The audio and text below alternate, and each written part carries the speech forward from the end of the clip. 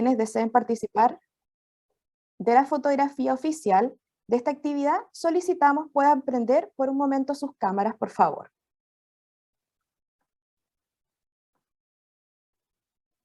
Ya, yo les voy a avisar y vamos a sacar la fotito. A ver, alguien está, denme un segundo, ahí sí, vamos, yo les voy a avisar. Allá va la primera, 1, 2 y 3. Ya, vamos a la segunda tanda. Somos hartos hoy día, así que vamos a sacar varias. 1, 2 y 3. Ya, vamos por la tercera. 1, 2 y 3. Y la última. 2 y 3. Ya. Muchas gracias. El proyecto Inclusión UCO 2095, Inclusión UDEC, tiene por objetivo promover el fortalecimiento de las políticas, cultura y prácticas de inclusión y atención a la diversidad de las instituciones de educación superior del Biobío y Ñuble, y así transitar a un sistema de educación superior regional más inclusivo. A continuación, dejamos con ustedes a la directora ejecutiva del proyecto UCO 2095, Inclusión UDEC, María José Solís, que nos dará unas palabras de bienvenida.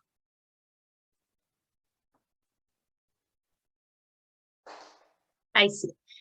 Muchas gracias, Daniela. Bueno, les doy los buenos días a todas las personas que están hoy día acá, quienes nos acompañan esta mañana en este webinar Accesibilidad Cognitiva, la importancia de comprender los espacios.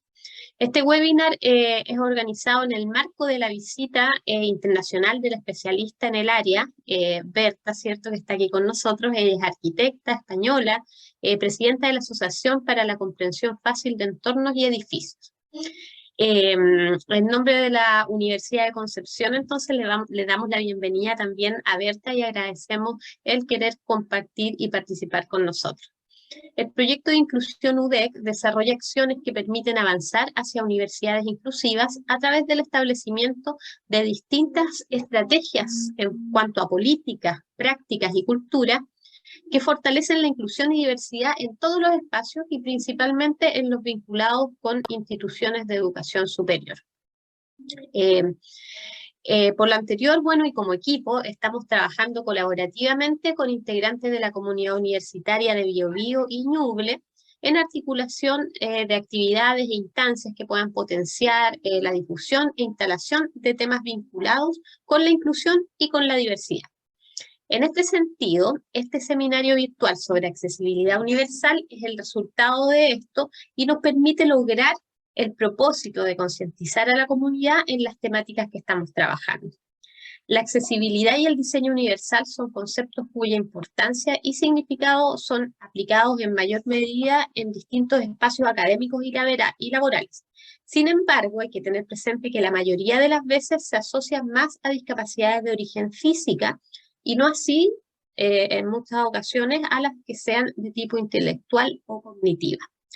Por lo tanto, adquiere importancia entonces conocer el concepto de la accesibilidad cognitiva, que está fuertemente difundido en Europa como un instrumento de inclusión que mira a las personas con discapacidad intelectual, personas con autismo, personas mayores, para entender cómo funcionan y responden de manera directa con diseño y arquitectura de los espacios, mejorando así de esta forma la calidad de vida. Agradecemos entonces, y en nombre del equipo, al apoyo brindado por la Dirección de Docencia de la Universidad de Concepción, desde donde se desarrolla este proyecto, al patrocinio del Servicio Nacional de la Discapacidad, CENADIS, y a la Oficina de Arquitectura y Accesibilidad incluidos, que han colaborado en el desarrollo de esta actividad. Entonces quedan todos y todas invitados a avanzar juntos en el establecimiento de un sistema de educación superior y de una comunidad que sea más inclusiva y diversa en igualdad de oportunidades para todas las personas. Muchas gracias. Agradecemos a la directora ejecutiva del proyecto por sus palabras. A continuación, damos inicio al webinar Accesibilidad Cognitiva, la importancia de comprender los espacios, a cargo de Berta Brusilowski. Comentarles que una vez finalizada la presentación, realizaremos una ronda de consulta, por lo que les invitamos a dejarnos sus preguntas en el chat de esta actividad, ubicado en la parte inferior de la pantalla. Berta es arquitecta y máster en accesibilidad universal y diseño para todos. Se ha especializado en urbanismo, centros históricos y en accesibilidad universal, espectro cognitivo. Además, es fundadora y presidenta de la Asociación para la Comprensión Fácil de Entornos y Edificios. Creadora del modelo para diseñar espacios accesibles y espectro cognitivo y su metodología participativa, cuenta con variados textos publicados y una amplia gama de artículos sobre la temática. Tras esta introducción, invitamos a la expositora a iniciar su presentación. Gracias, Daniela, gracias, Andrea, por estar siempre ahí, dándole y dándole, que eso cuesta muchísimo, hay que valorarlo también, lo valoro desde luego. Espero que las personas con problemas de ceguera o de baja visión puedan apreciar por lo menos a través de las palabras lo que voy a decir, ya que no tenemos ningún otro tipo de apoyo para estas personas. Espero que con lo que yo diga todos podamos llegar a entender la importancia de esta temática. En primer lugar, quiero agradecer a la Universidad de Concepción del proyecto Inclusión que me hayan invitado. Son realmente los creadores de estos días de compartir algo tan importante como es la accesibilidad cognitiva. Agradezco también a Incluidos, Oficina de Arquitectura y Accesibilidad, Ivonne Mella Vidal, que ha estado desde el primer día, yo creo que desde enero o febrero, compartiendo conmigo la posibilidad de traerme aquí a Chile, y lo han conseguido ella con la universidad. Y por supuesto, algo tan importante como es el Servicio Nacional de la Discapacidad de Biobío, que también hayan participado en esta invitación, que continuará la semana que viene en Santiago, colaborando con el Colegio de Arquitectos de Santiago. Así que antes de compartir pantalla, yo sé que hay mucha gente que ya me conoce, he visto los nombres, no voy a decirlo yo aquí porque no me parece oportuno, pero quienes están, ellas o ellos, saben que este tema lo hemos compartido mucho durante los últimos, yo creo que 4, 5, hasta 6 años. No solamente compartir momentos, compartir actividades presenciales, como fue lo de Olavarría en Argentina, y compartir todas las publicaciones que hago yo en España para la accesibilidad cognitiva, pero incorporando ya en los últimos años en los temas de neurociencia y arquitectura. Aunque me hayan escuchado, creo que siempre van a escuchar y ver novedades, porque esto no se puede detener. Este conocimiento no es que empiece y termine, no. Este es un conocimiento que ha empezado hace unos cuantos años, desde en 2011, cuando yo hice el máster de accesibilidad universal, pero poco a poco, al conocer yo a las personas, al conocer a los colaboradores míos, que son arquitectos, que son terapeutas, que son psicólogos, que son neuropsicólogos, todo eso ha ido enriqueciendo, desde luego, este conocimiento que no es mío, que es de todos a esta altura de la vida, porque yo voy para abajo y hay mucha gente que tiene que ir para arriba, continuando con esta innovación que es para mí la accesibilidad cognitiva con neurociencia y arquitectura. Sí es importante destacar que gracias a los proyectos que yo he ido haciendo, se ha podido enriquecer el conocimiento, o sea que el conocimiento no es teórico, el conocimiento es práctico, el conocimiento es lo que yo adquiero a través de las personas con discapacidad intelectual, con trastorno del espectro del autismo, adultos mayores, que son los que me han dado el input para poder seguir innovando en términos de neurociencia y arquitectura. Y ya sin más dilación, para no convertirme en una persona muy pesada, voy a compartir pantalla precisamente y empezaremos con la presentación del tema.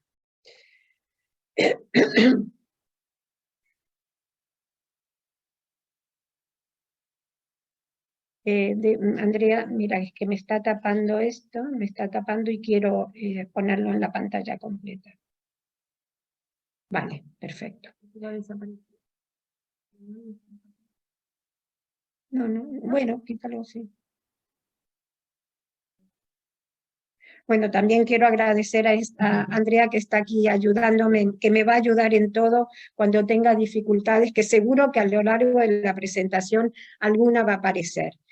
La accesibilidad universal es clave para el funcionamiento de las personas. No hay un buen funcionamiento en los entornos y en la arquitectura si no hay accesibilidad universal, ya sea física, sensorial, cognitiva. Sin embargo, la accesibilidad cognitiva siempre ha quedado marginada de la normativa del país donde yo vengo, que es de España. En España se acaba de aprobar una modificación de la ley de discapacidad que dice que incorpora a la accesibilidad cognitiva. Sin embargo, la arquitectura, los entornos aparecen como difuminados dentro de esa nueva ley que se acaba precisamente de aprobar hace muy pocos meses. El por qué no soy yo quien tiene que decirlo, lo dejo en manos de los presentes y de los ausentes que lo interpreten.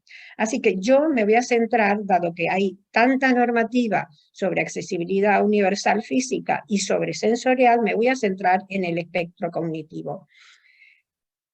¿Cómo nace, cómo crece y qué alcances tiene esto que voy a comentar yo? Bueno, esto es para los profesionales preocupados por la discapacidad, la salud y la inclusión, pero es para todos. Esto no es para profesionales, esto es para las familias de las personas que tienen algún tipo de discapacidad, para las personas mayores también, que pueden disfrutar de mayor autonomía si incorporamos estos aspectos de la accesibilidad cognitiva a los proyectos de arquitectura.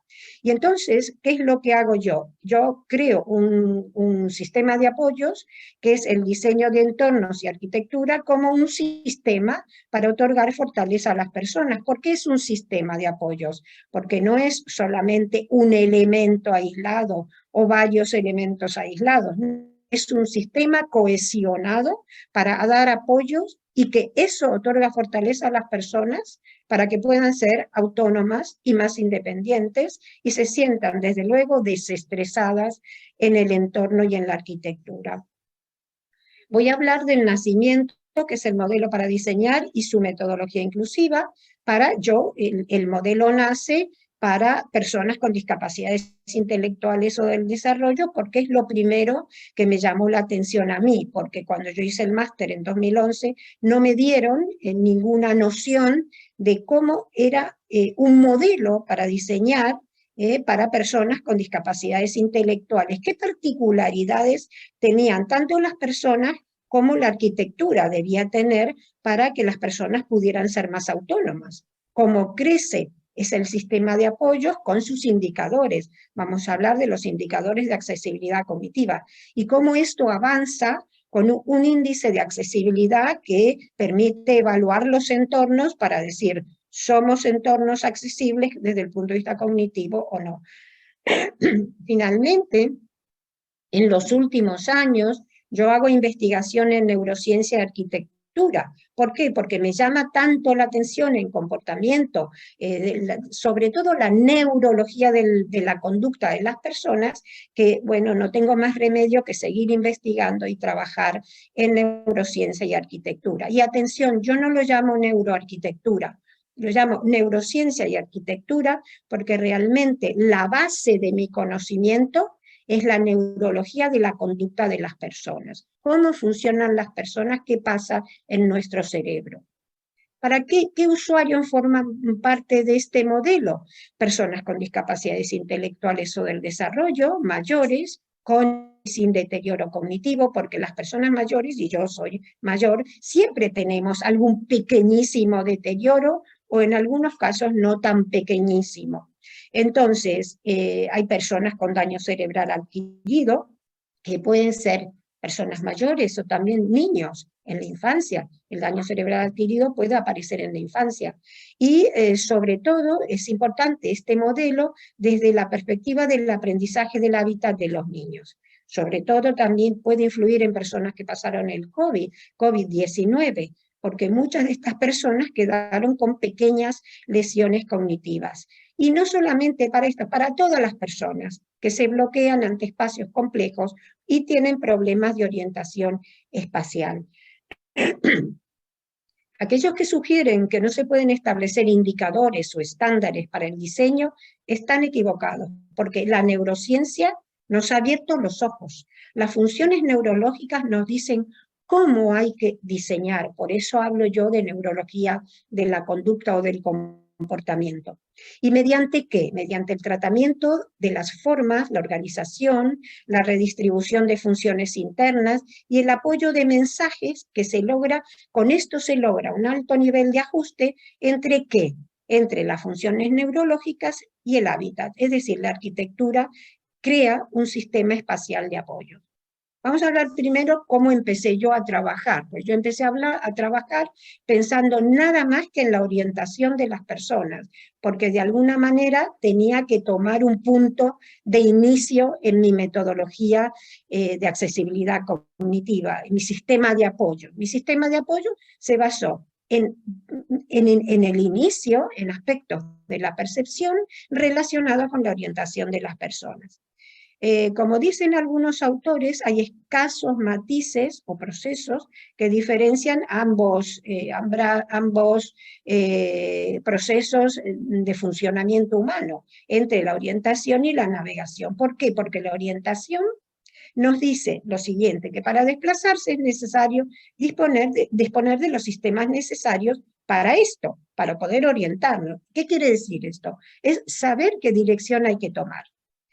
En cambio, navegación, lo que cuenta aquí es la capacidad de maniobra, es decir, cuándo se debe o se quiere cambiar de dirección, y es consciente o no, pero es ejecutivo. Una persona que conduce un coche navega en las carreteras, porque cuando dobla a la derecha o a la izquierda, o sigue de frente, o hace un stop delante de un semáforo en rojo, esto es prácticamente inconsciente, pero sí es ejecutivo. En cambio, la orientación es aquello que es necesario para aquellas personas que no tienen facilidad para tomar una dirección, para desplazarse, para tener suficiente autonomía en el espacio o dentro de un edificio. Hay que atender a cómo funcionamos las personas. ¿Qué pasa? Que lo que tenemos que tener en cuenta no es solamente la orientación como un concepto amplio y que pueda hasta llegar a ser ambiguo, porque lo que tenemos que tener en cuenta es la edad de la persona. No es lo mismo un niño pequeño que una persona mayor con deterioro cognitivo, o una persona que ya se desenvuelve con total autonomía en el espacio. Hay que tener en cuenta los estados de las personas. Y entonces lo que tenemos que hacer es facilitar la orientación, pero ¿de qué manera? Reduciendo las condiciones de alto riesgo para la desorientación. Y estas dificultades son los puntos negros de la autonomía de las personas. ¿Por qué? Porque las personas podemos tener, vamos a, digamos, hacer como 4 tipos de enunciados. Podemos tener dificultades para percibir la localización relativa de los objetos en relación con uno mismo. Por ejemplo, cuando una persona está en el metro y tiene 2 o 3 entradas para donde son los andenes de los diferentes metros, el 1, el 2 y el 3, y no puede localizar dónde están estas salida 1, salida 2 y salida 3, porque no percibe la localización relativa de cada una de estas salidas. Por eso es tan importante resolver las condiciones de alto riesgo para estas personas, para que puedan empezar de alguna manera a percibir dónde están y con qué objetos se relacionan. Pero también hay la desorientación de dirección, que es la incapacidad de representar la dirección. Es decir, no saben si para la derecha y para la izquierda, y esto no implica ninguna discapacidad. Sencillamente hay unos problemas que tenemos en el cerebro que impiden que sepamos con claridad dónde está la derecha y dónde está la izquierda, pero esto nos limita en nuestro desenvolvimiento espacial.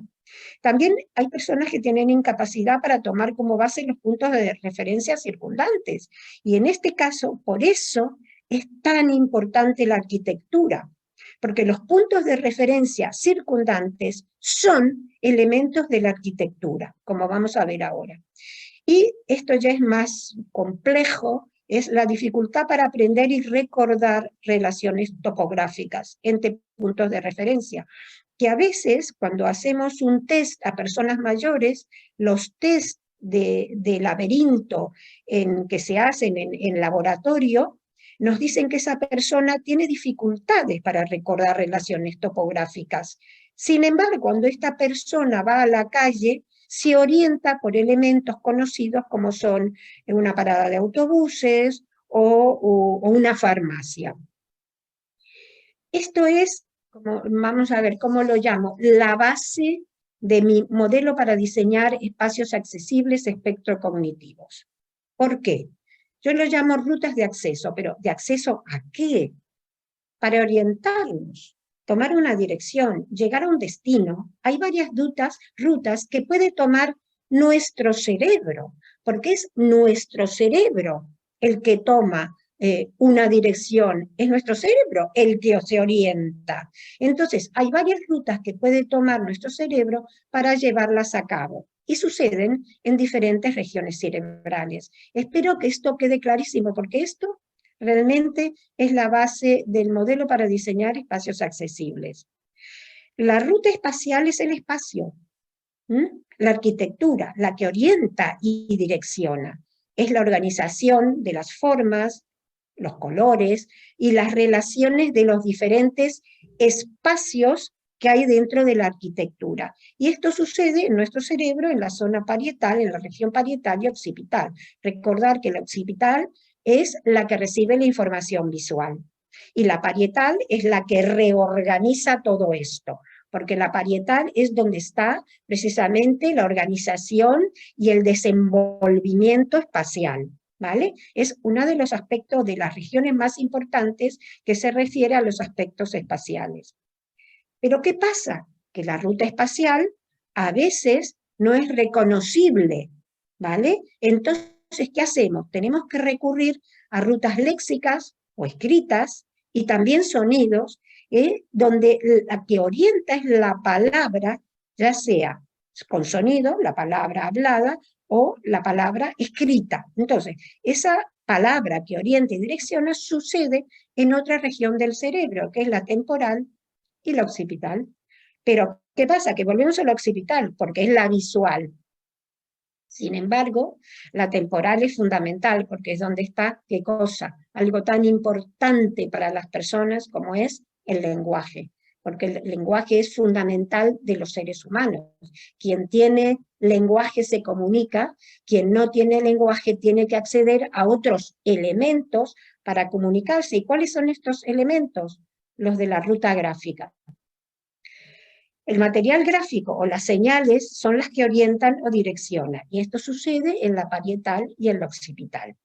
Pero hay una ruta que es la del símbolo, que es el símbolo numérico, y que sucede en la región temporal o en la circunvolución temporal, como veremos ahora. ¿Qué es la ruta de acceso espacial? En la ruta de acceso espacial, la relación es básicamente visual, pero también somatosensorial. Una persona que no ve tiene que tocar los elementos para saber dónde están. Es táctil. Y somatosensorial es la puesta en común de todo el cuerpo de una persona en relación con el entorno. Por favor, rogaría que quien tiene encendida la cámara, el audio, que lo quite. Entonces, decíamos que en la ruta de acceso espacial la relación es visual, pero es somatosensorial y es táctil, porque es experimental. Y es funcional y emocional, ¿A partir de qué? De los movimientos, los contactos que se van generando entre el hábitat y los seres humanos. Y es por lo tanto una relación integral del cerebro, no de las manos o de las piernas o de los ojos o de los oídos, del cerebro, porque en el cerebro está todo. Y en el cerebro se transforma en relación mental, porque los procesos son mentales, pero el contenedor es el cerebro, la máquina es el cerebro. Y entonces es muy importante el lóbulo frontal porque es nuestra parte ejecutiva. Aquí tenéis la ruta de acceso espacial, esos son los edificios. Esa es la ruta de acceso de nuestro cerebro. Nuestra experiencia espacial sucede en los entornos, como tenemos ahí, tenemos el Guggenheim de Bilbao, en su entorno de inclusión, un parque, un lago, una entrada, una salida y unas formas, ¿vale? Y luego tenemos el interior del edificio. Esa es la ruta de acceso espacial. ¿Qué pasa cuando la ruta espacial no me dice nada porque no se entiende? Tengo que recurrir a la ruta léxica, que es oral o escrita. El lenguaje, el habla, es un proceso psicológico superior muy complejo, que no todas las personas la pueden adquirir. Complementa y apoya al espacial cuando es necesario informar, conducir, orientar. Y las dificultades en la ruta léxica visual, a la que acompaña la producción oral que desarrolla la región temporal del cerebro, puede convertirse en una barrera a la comunicación. Por lo tanto, ¿qué hacemos? Recurrimos a la gráfica, ¿vale? Es decir, esto es como la evolución. Si nosotros los arquitectos diseñamos espacios, queremos que los espacios sean la ruta de comunicación con las personas. Pero cuando el espacio no comunica, como sucede en estos proyectos que voy a mostrar luego, y que no eran insuficientes para comunicarse, para hablarle a las personas, recurrimos a la ruta léxica o bien ahora a la gráfica. Para superar las dificultades de percepción que en la ruta oral se han sustituido. Para superar las dificultades de percepción que en la ruta léxica y oral se han sustituido la lectura por elementos que reproducen gráficamente conceptos, las situaciones y movimientos permiten el aprendizaje de una ruta espacial a través de elementos gráficos. Perdonen si me corto, pero hay momentos que se escucha personas que hablan y eso me puede confundir en determinado momento. Como veis aquí, esto es un proyecto, yo voy a mostrar todos los elementos gráficos con proyectos míos, ¿vale? Elaborados por mí, salvo algún caso especial como el Guggenheim de Bilbao, que no he tenido la suerte de diseñar. Esta es la ruta gráfica que reproduce gráficamente conceptos, situaciones y movimientos. Tenemos ahí unos paneles de color amarillo y verde y unos elementos gráficos, una señora vestida de enfermera que lleva a la enfermería y una señora muy elegante que lleva a la dirección de un centro de mayores en este caso. Es decir, recurrimos ¿a qué? A pictogramas o figuras reales. Pero yo con mis proyectos, y esto como he dicho antes, son mis proyectos, no he copiado nada de ningún otro profesional, aunque me gustaría tener elementos para discutirlos en el futuro con ellos. Esta es la ruta espacial, textual y gráfica, porque son los modos de representar un edificio en un panel de información que colocamos a la entrada de ese edificio. Entonces, ¿cómo elaboramos estos paneles? Pues a través de elementos gráficos que diseñan prácticamente la estructura del edificio, a través de la parte escrita, ahí dice comedor, terapia, psicología, etcétera, etcétera. En este otro que dice Centro de Día Miguel Delibes, hemos hecho como la disección, la estructura básica del edificio que tiene un patio central. A la derecha están los elementos color verde y naranja y a la izquierda solo los naranjas. Y por supuesto en altura, siempre colocando con toda coherencia dónde está el -1, el 0 y el 1, porque yo me encuentro muchísimas veces con edificios que en la planta baja colocan arriba del panel y las bajas las colocan y las altas las colocan en la parte inferior de los paneles. Ese panelito que hay arriba que dice tributaria y tesorería organizaba el acceso a un ayuntamiento que tenía muchas dificultades, por eso la flecha muestra precisamente a dónde hay que dirigirse atravesando una puerta. Como veis, esto es la arquitectura reflejada en un panel de información. Pero hay finalmente la ruta de acceso simbólica, cuando digo simbólica me refiero a los números. ¿Por qué me pareció interesante esto?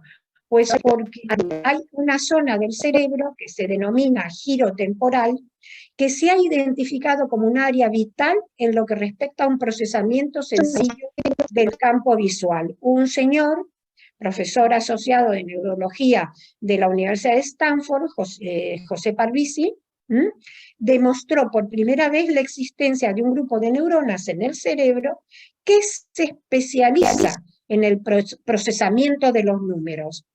Bueno, pues como se especializa en el procesamiento de los números, él llegó a determinar que la ruta simbólica del número como símbolo queda en la memoria, aunque se pierda la memoria de corto plazo, porque la memoria de los números va a la zona más lejana de nuestros recuerdos en el cerebro. Ahora sí, entramos directamente al modelo para diseñar. ¿Cuáles son los objetivos del modelo? El modelo es un método innovador, participativo y de diseño, que es diseño de accesibilidad, pero que realmente es la accesibilidad integrada dentro del diseño del edificio. Aunque yo, lamentablemente, como me piden que haga accesibilidad cognitiva en edificios existentes, tengo que trabajar con edificios existentes aportándole aquello que no pensó el profesional, por lo que sea, porque el edificio es más antiguo o sencillamente porque en España, por lo menos, no hay legislación correspondiente a accesibilidad cognitiva. Yo creo que hay que sensibilizar y desarrollar proyectos de diseño, diagnóstico y de evaluación de la accesibilidad cognitiva. Y para todo esto, para sensibilizar, para hacer proyectos y para evaluar, hay que usar este método innovador que es el modelo para diseñar. Es el método y modelo participativo para la comprensión de entornos y edificios. ¿Qué es esto? ¿Qué es el modelo? Es un vocabulario espacial, es el lugar y el tipo de señales responsables de la orientación. ¿Por qué de la orientación? Porque quien puede navegar en el espacio, aunque tenga dificultades porque no haya señales suficientes, se va a poder desempeñar sin problemas. Sin embargo, yo tengo que trabajar para personas con dificultades de orientación. Por lo tanto, el vocabulario es espacial, es de lugar y incorporándole los tipos de señales responsables de la orientación. El modelo para diseñar espacios accesibles crea coordenadas espaciales, y ahora lo voy a explicar. ¿Y por qué necesita una metodología sistemática? El modelo necesita una metodología sistemática primero para que los profesionales puedan diseñar mediante este sistema de apoyos, ¿vale? Para la diversidad de modos cognitivos o seguridad espacial cognitiva, ¿vale? Y es participativa porque tenemos que trabajar con las personas para saber qué sienten, qué piensan y qué experimentan, y obtener de ellos y con ellos los elementos para el diseño. Y este diseño se va a convertir en coordenadas espaciales. Por eso hablo del modelo para diseñar como un conjunto de coordenadas espaciales para el diseño. El modelo, ¿cómo nació? Las primeras investigaciones sobre la materia se basaron en la necesidad de facilitar la orientación y la deambulación mediante estudios de percepción. Bueno, yo estuve 2 años haciendo el final de la maestría, 1 año y medio estuve redactando este trabajo. Y en ese momento, sin teorías y experiencias previas, parecían las más idóneas para abrir un camino, los elementos de la percepción, porque cuando hablamos de percepción, hablamos de cómo las personas transforman lo sensorial en lo cognitivo a través de la experiencia perceptiva. Entonces, la experiencia de la percepción me dio los primeros instrumentos acerca de cómo resolver los problemas de desorientación espacial de las personas. Y muchas de estas claves podían encontrarse en la lectura de la Gestalt. Pero otras, si bien se incluían en estas, carecían de explicación científica, porque la Gestalt lo que hace es determinar principios descriptivos sobre el proceso de la percepción visual. Pero ¿dónde ocurren estos procesos? ¿Por qué ocurren? Y por qué, sobre todo, las personas tienen muchas veces dificultades de percepción, y ahí es donde empecé a trabajar con neurociencia. Entonces, para los que conocen mi modelo, esto les va a lo mejor sonar repetitivo, pero lo voy a decir para aquellos que no lo conocen. El modelo crea unos principios universales que son neutralizar el efecto laberinto. El efecto laberinto es un efecto de la percepción espacial que yo dije que era lo más, digamos, lo más complicado de superar en relación con el espacio. Entonces, ¿qué pasa? Que cuando un espacio tiene un efecto laberinto por la confusión que hay interna del propio diseño, yo creo que lo que hay que hacer es imponer el principio universal de la neutralización del efecto laberinto, ya que es la principal barrera para la orientación en el espacio. Por supuesto que la palabra laberinto existía, es decir, yo no inventé el laberinto apareció en la época griega, pero es que el laberinto griego era algo para divertirse o para confundirse precisamente, pero nosotros no queremos que las personas se confundan, nosotros lo que queremos es romper el efecto laberinto creado por unos espacios que no orientan, que no direccionan y que no informan y que no son comprensibles. ¿Cómo hay que neutralizar el efecto laberinto? Acoplando perfectamente todos los encuentros entre diferentes espacios y rompiendo también las encrucijadas. ¿Para qué? Para evitar, sobre todo, confusión y desorientación. Pero sobre todo, ¿qué hay que hacer? Eliminar obstáculos de diseño, porque los obstáculos del diseño, la complejidad que a veces tiene el diseño, impiden centrar la atención, la memoria, la alerta, la vigilancia del cerebro. Y cuando tenemos problemas porque la arquitectura no es suficiente para romper el efecto laberinto, tenemos que crear referencias o inferencias con señales de texto, gráficas y simbólicas. Pero siempre esas referencias o inferencias son de lugar. ¿Qué quiere decir de lugar? Que aunque la arquitectura tenga un efecto laberinto dentro de su diseño, por las razones que sean, lo que hay que ver es cada lugar de esa arquitectura, qué soluciones me están pidiendo. No es lo mismo un pictograma que un elemento escrito, no es lo mismo un elemento escrito que una gran figura como vamos a ver ahora. Entonces, las palabras claves son efecto laberinto, encrucijada, obstáculos físicos y de la percepción. Y referencias, inferencias, rutas de acceso y lugar adecuado para la información. Estos que hemos visto son los principios universales de mi modelo. Esto es mío, lo he creado yo, lo he pensado yo y lo he enriquecido con lo que me han dado muchos autores que hablaban de la percepción. Pero los principios del diseño, como arquitecta pienso que tiene que haber unos principios del diseño. ¿Por qué? Porque el diseño se hace mediante componentes arquitectónicos. Entonces, los principios del diseño son crear un efecto umbral.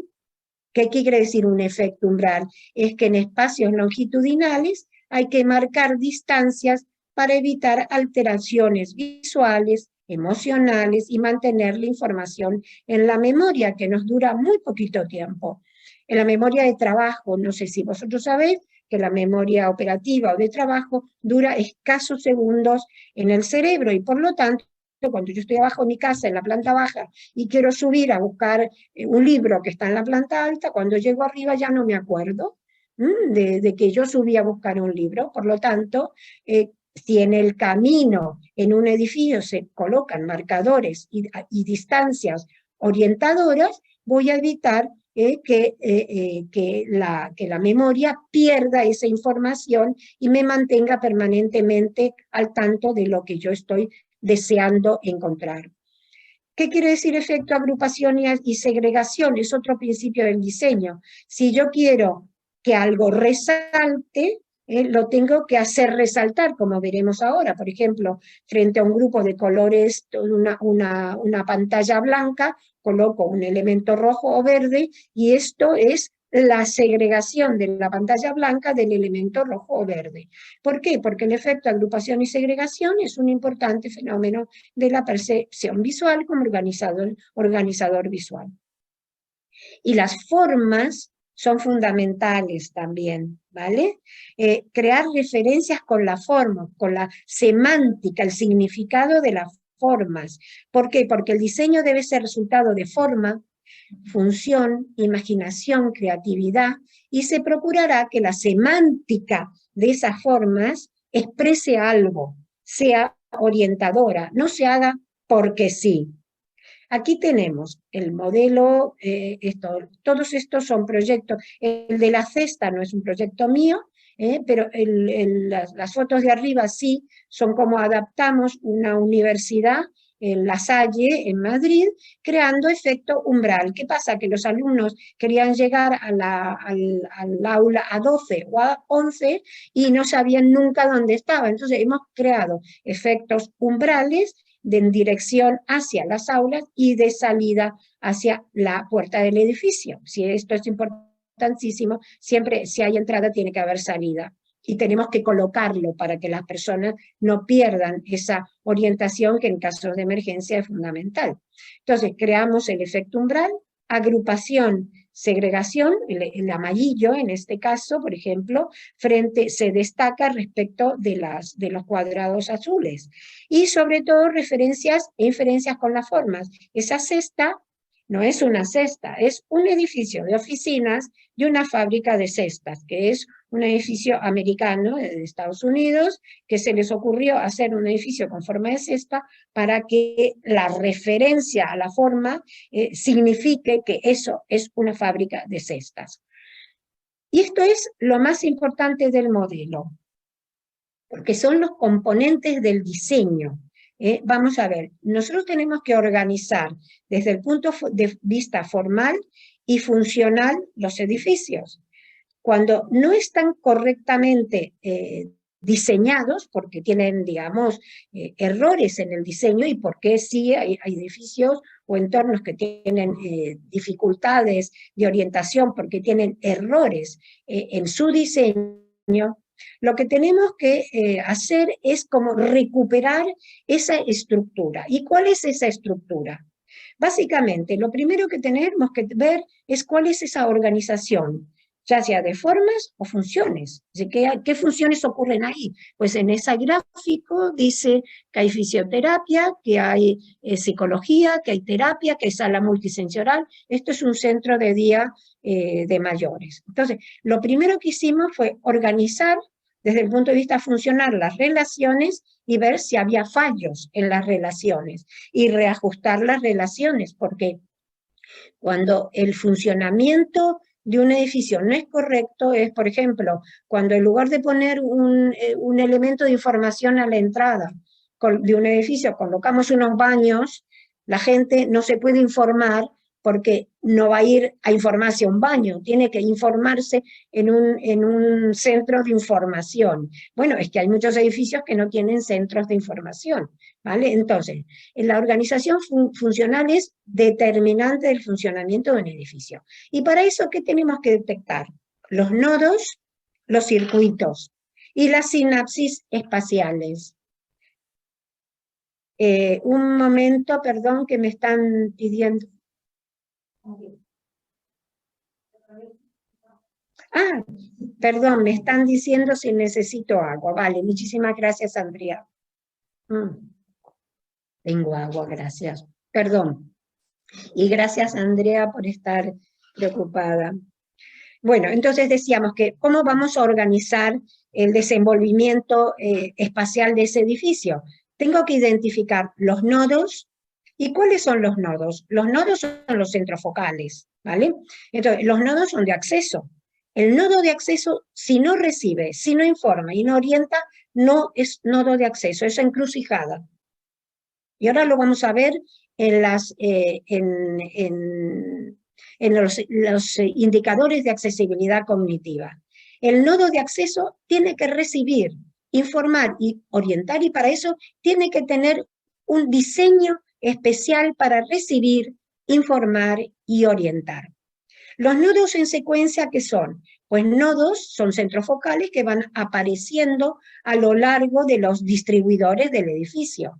Y siempre, si son en secuencia, tienen que orientar y direccionar. Un nodo que no es en secuencia, es decir, que no orienta y direcciona, es una encrucijada. Y una encrucijada es un punto de estrés negativo para las personas. ¿Y qué es un nodo centralizador? Es algo que concentra actividad. No sé si recordáis el Guggenheim que os mostré antes, que había un atrio. Bueno, pues el nodo centralizador del atrio del Guggenheim concentra la actividad más importante de un museo muy complejo, pero que gracias a ese nodo centralizador impide que las personas se desorienten. Luego, entonces, entramos en los circuitos, que son los pasillos, pero los circuitos de relación y acceso a actividades muchas veces nos confunden. ¿Por qué? Porque tienen puertas iguales, o porque no tienen puertas y no sabemos hacia dónde vamos, o porque las puertas no tienen indicaciones. Y entonces, ¿qué tenemos que hacer? Identificar los circuitos con guías, o bien con contrastes de color, recordáis lo de la percepción, o bien colocando umbrales con distancias orientadores de las personas. ¿Y qué es la sinapsis espacial? La sinapsis espacial, le tomé la palabra sinapsis a Ramón y Cajal, porque son los puentes de unión entre los diferentes nodos y circuitos. Si las sinapsis no están resueltas, no reciben, no informan y no orientan. La sinapsis te tiene que recibir para informar y orientar también. Es como la sinapsis cerebral. Si la sinapsis no conecta las neuronas, que se produce una rotura, un problema cerebral. Aquí tenéis cómo está resuelto. Este es un centro de día para mayores donde identificamos los nodos funcionales, los nodos de espera, en secuencia de distribución, cómo se accede y se sale, el acceso a la salida del edificio, y todos los circuitos con diferentes colores, porque ya esos circuitos nos estaban orientando en cuanto a cómo teníamos que resolver luego los elementos para orientar a las personas mayores, que en la planta baja tenían problemas físicos, pero en la alta eran personas con demencia. Entonces, la síntesis del modelo es la secuencia. La secuencia comprensible se hace en base a estructuras circulatorias accesibles que se leen en plantas, secciones y alzados. No puedes decir, bueno, yo tengo una planta comprensible. No, tú puedes tener una planta comprensible, pero cuando levantas como arquitecto la planta, resulta que no son comprensibles las secciones y que tampoco son comprensibles los alzados. Por lo tanto, la secuencia comprensible es el proyecto de arquitectura. Las secuencias optimizan la ejecución mecánica de la secuencia motora. ¿Qué quiere decir esto? Que si yo no resuelvo una secuencia comprensible espacial, no optimizo una ejecución mecánica en el cerebro. Cuando el cerebro optimiza la ejecución mecánica de los movimientos, funciona mucho mejor. Esto no lo he inventado yo. Esto lo han dicho los investigadores, que lo que hacen es investigar trozos motores en el cerebro por secuencias. Por lo tanto, si las secuencias son comprensibles, el cerebro va a funcionar mejor, incluso con un deterioro cognitivo. Y la secuencia debe ser previsible. Si yo sé que hubo antes y que habrá después, me voy a sentir muchísimo más cómodo, muchísimo más tranquilo. Y esto es para todas las personas, pero especialmente personas con discapacidad intelectual, con autismo sobre todo, y personas mayores. Y las referencias de tipo y lugar, de tipo y de lugar, ya sabéis que se producen a partir de aspectos formales, colores, elementos gráficos, escritos y, por supuesto, iluminación. ¿Vale? Es decir, recordar la secuencia comprensible a través de la organización formal funcional. Aquí dice sensorial, porque en el caso del autismo la organización sensorial es fundamental para que las personas con autismo funcionen adecuadamente.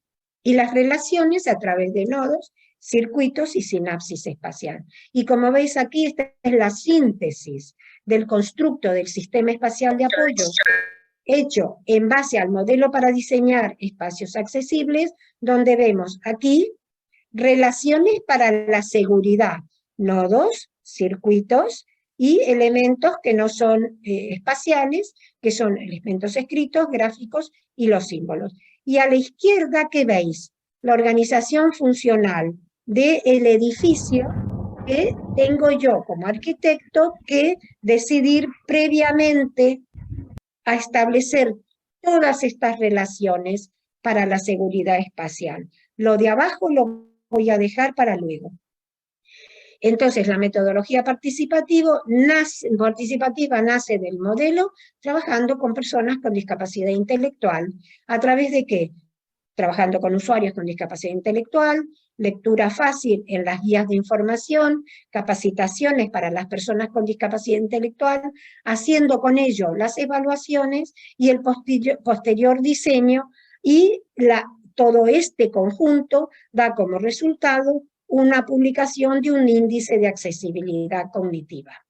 Esto es el proceso participativo de inclusión y formación. Estas personas que están sentadas son personas de la Comunidad de Madrid, con las cuales nosotros hicimos un trabajo de capacitación primero y de validación después de edificios en base al modelo para diseñar espacios accesibles y a los indicadores de accesibilidad cognitiva. Esta publicación la podéis conseguir porque se descarga gratis, y las personas a la izquierda estábamos todas muy felices de que se hubiera podido hacer este trabajo de diagnóstico de accesibilidad cognitiva en espacios y entornos de trabajo.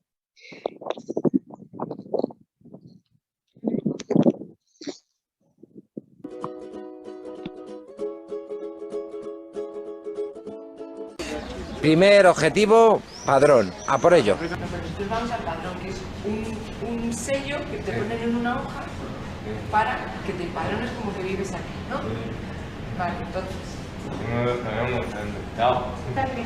No, aquí no encontramos. ¿Damos una vuelta o intentamos ir como has dicho? Intentamos hacer como he dicho. Sí. Si algo lo pilla. Venga, vamos para arriba. Vamos para arriba. Aquí la ventana está. ¿Y por qué lo sabes? Porque lo he visto por el dibujo de David. ¿Algunas líneas que pusiéramos para que os orientaran mejor? En el suelo líneas amarillas, que no hay. Líneas de colores, ¿no? Sí, porque así la gente llegaría. Vale, pero si viene alguien, ¿qué tendría que hacer? Preguntaba. Preguntar porque no hay ni un cartel ni una No, señal ni nada. había que ponerle. ¿Ponerle qué? La línea. Una línea y un cartel. A ver si encuentras también el baño, Dani.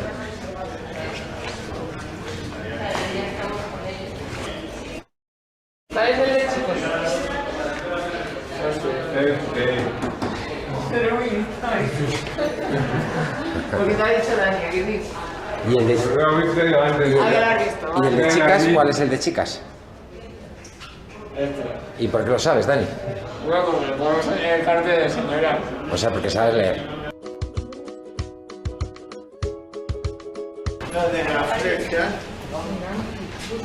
que vienes caminando y que ponga una flecha y que luego tuerza la misma flecha y que luego señalen el registro. Aquí. ¿Qué le pasa a la silla de ruedas aquí? No, de la silla de ruedas, que uno si viene con la silla de ruedas, pues está muy alto para... Gracias, Óscar. ¿Cuál era el problema de ese cartel, Sergio? ¿Qué te parecía que era? Pon el ascensor. Ay, Dios, ¿qué has hecho? ¿Pero tú qué creías que era? El baño de chico. ¿Qué estáis buscando? El arquitecto. El arquitecto. Vale. Por favor. El arquitecto. El arquitecto. Y después otra vez hacia la izquierda, ¿vale? 2 veces a la izquierda. Y después a la derecha. ¿Vale?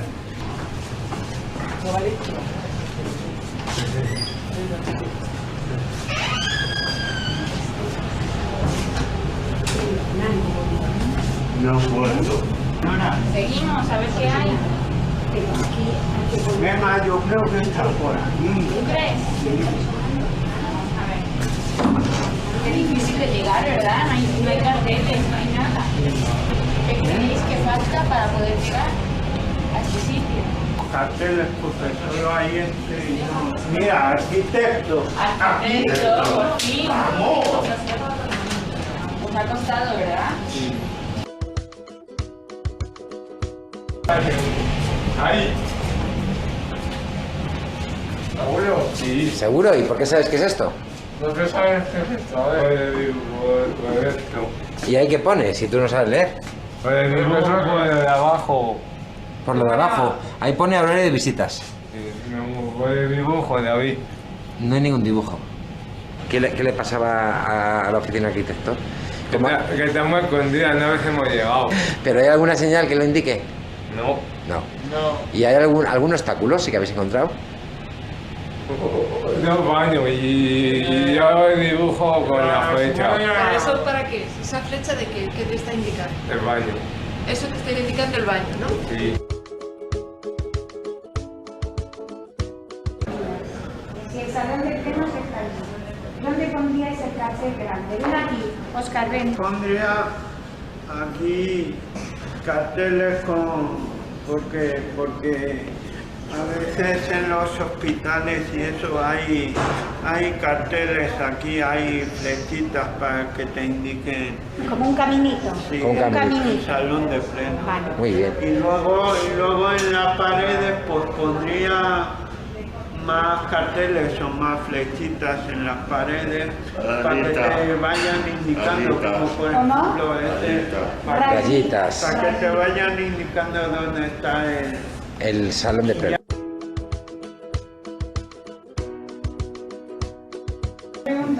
La idea es cómo podríamos conseguir que la gente se pudiera orientar sin preguntar a nadie. Pero sin preguntar hubieras encontrado. más complicado. Más Más complicado. complicado, David. Entonces, si hay que preguntar mucho, ¿es accesible o no es accesible? ¿Es fácil o es difícil? No, es difícil. Preguntarle ¿Y qué es lo que vamos a hacer para que sea fácil? ¿Qué le vamos a poner en el ayuntamiento? Esto. ¿Y qué más? una maqueta o una especie de plano en un corcho que esté en un corcho, pero que haya puntos de colores en cada planta. La primera verde, la segunda rojo, la tercera amarillo. Y así no se perdería tanto la gente ni preguntaría tanto. Bueno, Que preguntar es bueno, pero encontrarlo por ti mismo es mejor que preguntar. ahí está, ahí estamos. Porque si no hay... Claro. Eso es lo más importante. Porque ¿qué pasa si no hay nadie para preguntar? Nos perdemos. Nos perdemos. Como te pasó en el metro, ¿no? Pues eso es lo que vamos a proponerles, si os parece, chicos. ¿Vale? Un aplauso. Sí, señor.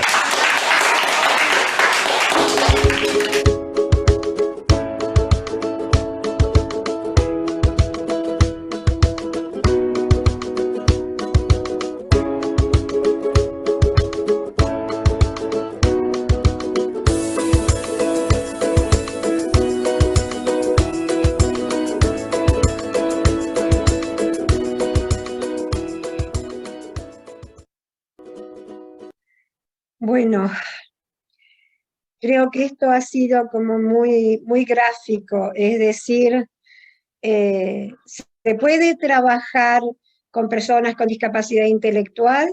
No, hay que trabajar con personas con discapacidad intelectual o del desarrollo o con autismo, personas mayores, para que ellas nos digan cuáles son sus dificultades, cuáles son sus deseos, por qué ellos necesitan desplazarse de un espacio hacia otro sin contar con apoyos, porque el apoyo al fin y al cabo es una dependencia.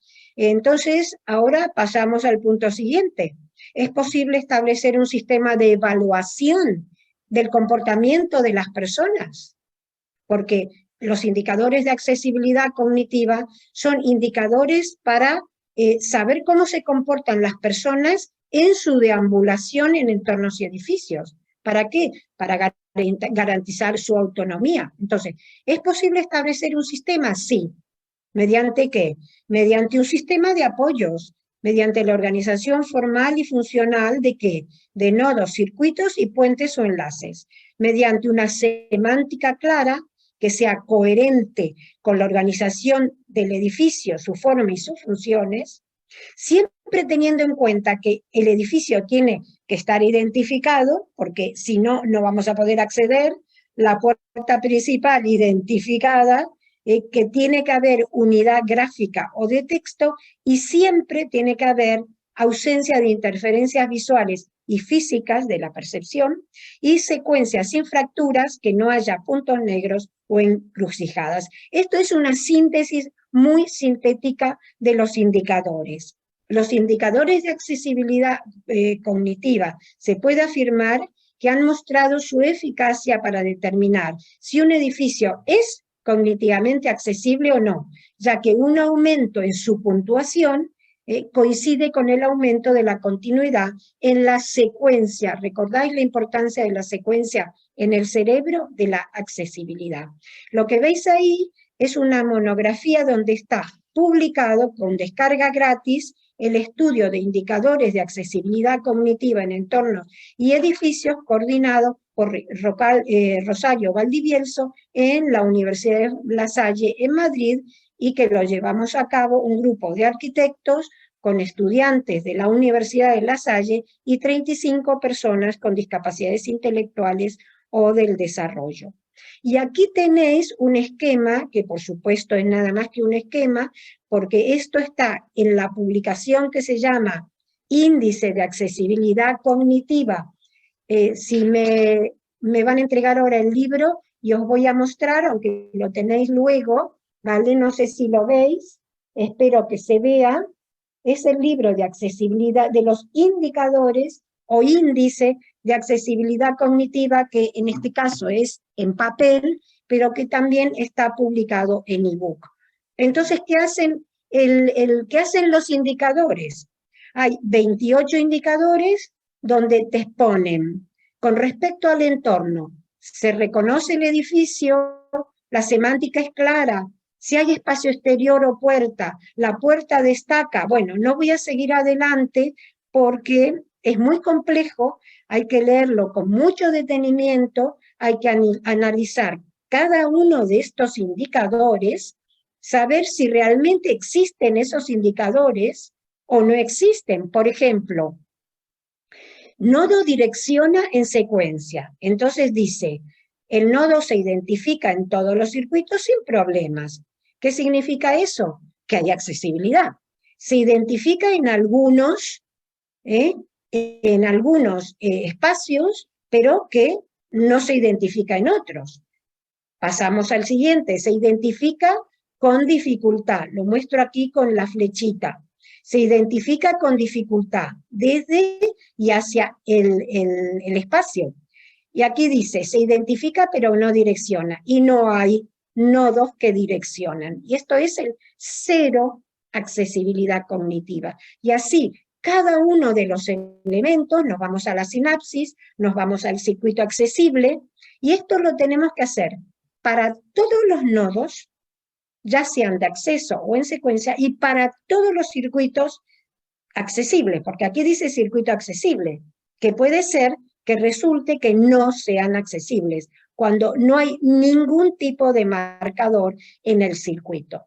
Entonces, estos indicadores de accesibilidad cognitiva, que son 28 en el libro del índice de accesibilidad cognitiva, se amplían cuando estamos trabajando con personas con autismo, y para eso está el libro de arquitectura y autismo, y con personas con mayores, y para eso está incluido estos elementos indicadores en el libro de personas mayores, ¿vale? Todo esto está publicado afortunadamente en ebook, por lo tanto lo podéis comprar en cualquier punto del mundo donde estéis en este momento. Y ahora pasaremos a algunos ejemplos rapidito para poder pasar a algunos aspectos de neurociencia y arquitectura. Aquí voy a reconocer el edificio. ¿Dónde estoy? Pues estoy identificando el edificio a distancia. Como no se identifica, no se ve, porque el edificio no goza de esas características, pues he tenido que crear yo la identificación a distancia, ya sea para acceso de personas con algún tipo de problema físico y van en silla de ruedas, o para aquellas personas que no tienen este tipo no necesitan esta accesibilidad física y pueden subir una escalera. Entonces, para el acceso principal con escalera está 50 metros. Pero los otros accesos al edificio A, B y C del campus, La Salle, hay el acceso interior sí es accesible, y para eso está indicado en el cartel que veis a la izquierda o bien a la derecha. Aquí me pongo de frente al edificio, y en el caso de La Salle se distingue perfectamente porque está lleno de elementos informativos. En el caso de la derecha de Afanias, no se sabía que eso era un edificio, era una residencia de personas con discapacidad intelectual ya mayores que vivían en esta residencia, y cuando iban las personas, los familiares, los amigos a visitarlo, pues no sabían dónde estaba la entrada del edificio. Ahora sí, ya se distingue. Aquí tenemos la puerta principal, identificada tanto para silla de ruedas como para personas que pueden bajar una escalera. Aquí tenemos la organización funcional de la Universidad de La Salle, diferenciada desde el punto de vista perceptivo por colores, a la izquierda, y a la derecha, esto es un centro de educación para personas adultas con discapacidad, también diferenciada, la planta baja por un color y la planta alta por otro. Aquí tenéis nodos o centros focales de acceso, ya que el acceso no recibía, no acogía, no informaba, no dirigía y no direccionaba, ¿vale? Entonces nosotros colocamos elementos para recibir, acoger, informar, dirigir y direccionar. A la izquierda tenéis el nodo del centro de adultos, en el centro tenéis La Salle, y a la derecha tenéis el centro residencial para personas residentes con altas condiciones de discapacidad intelectual. Seguimos con centros focales en secuencia, no solamente el de ingreso. A la izquierda está el centro focal de información, tenemos el centro focal y el punto I de información. A la derecha tenemos el punto de información, otro punto de información, y volvemos a tener elementos en secuencia, son las flechas que nos van llevando con sus colores, con sus formas diferenciadas, hacia los diferentes sitios de la universidad, en este caso, La Salle de Madrid. Los circuitos accesibles con umbrales, ¿qué me marcan? ¿Referencias o distancias? En el caso del cartel que veíamos antes, marca distancias, aquí dice 50 metros.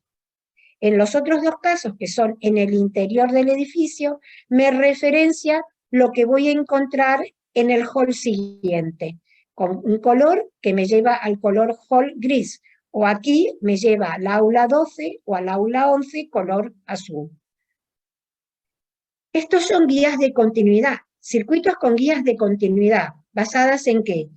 En colores, basadas en formas, basadas en elementos figurativos, y porque nosotros en nuestro trabajo de accesibilidad cognitiva prácticamente usamos nada más que pictogramas para elementos como muy fáciles de ser identificados, como por ejemplo los aseos, porque la gente ya conoce mucho el pictograma hombre y mujer para aseos, pero para cualquier otro tipo de guías de movilidad utilizamos la figura real, que en este caso es medio pictograma, medio figura real, pero con el tamaño de la persona, no de 10 centímetros. Y ya, luego a partir de ahora empezamos ya a utilizar personas reales, incluso sacando fotos a las personas. Aquí tenéis circuitos accesibles indicando movimientos, derecha e izquierda, subir, y si subes te vas a encontrar con los aseos, y si vas a la izquierda te vas a encontrar con el Centro Municipal de Mayores. Y si vas para adelante, te vas a encontrar con el Centro de Día Municipal Esfinge. Aquí tenéis las guías de continuidad por color y por actividades, porque el amarillo no es solo la actividad amarilla, es actividad donde pueden estar hombres y mujeres, y en cambio el azul es solo para hombres y para además personas con discapacidad intelectual ya muy mayores y con mucho deterioro cognitivo. Ya veis que las guías de continuidad utilizan formas, colores, figuras, pero determinando que el amarillo es diferente al azul. No lo ponemos por casualidad. Aquí volvemos a tener contraste de formas y funciones. También empezamos a utilizar circuitos accesibles con arquitecturas efímeras.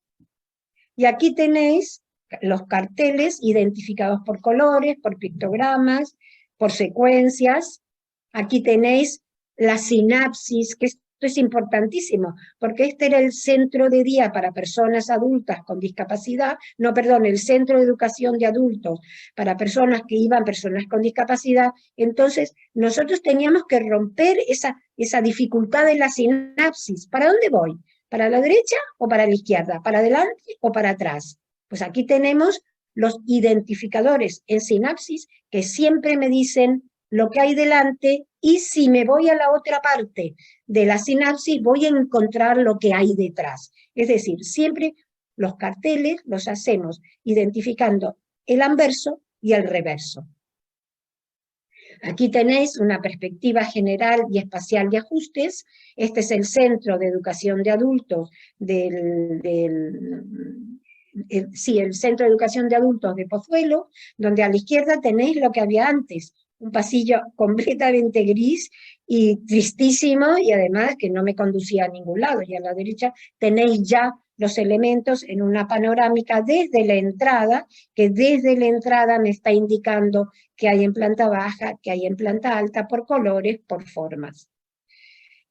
Aquí yo lo incorporo porque esto es un diseño que, aunque después me dijeron las chicos que colaboraban conmigo, los jóvenes con discapacidad, que esto no se identificaba como una iglesia, pues para mí sí, yo realmente lo veo como una iglesia. Entonces, el diseño tiene que identificarse a través de su forma.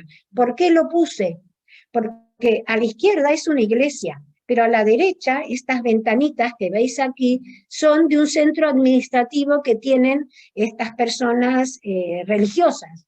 Entonces, ellos alquilan el centro religioso, ¿vale? No el centro religioso, es un centro de oficinas, que antes era centro religioso, y que al cambiar la actividad, cambió también el diseño de la fachada para que no se confundiera con lo que había en la iglesia, que era el centro realmente religioso.